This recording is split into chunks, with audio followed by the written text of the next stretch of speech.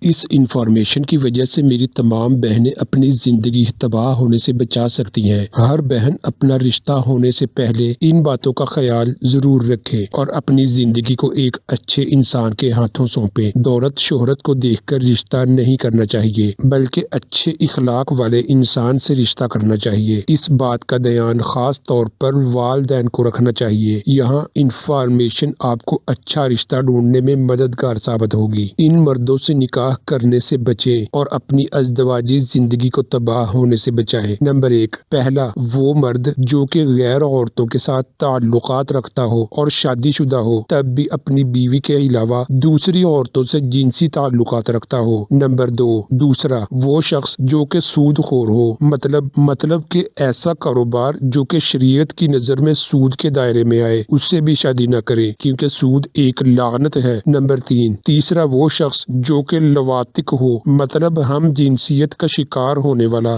ہم جنسیت کہتے ہیں کہ مرد کا مرد سے غیر اخلاقی جنسی تعلق ہے، ایک انتہائی بڑا گناہ ہے۔ اس کا عذاب حضرت لوط علیہ السلام کی پوری قوم کو کھا گیا۔ نمبر 4، چوتھا، وہ شخص جو شراب پیتا ہو، اس شخص سے بھی شادی نہ کرے۔ ایسے شخص کو اپنی اور اپنے گھر کی کوئی پرواہ نہیں ہوتی۔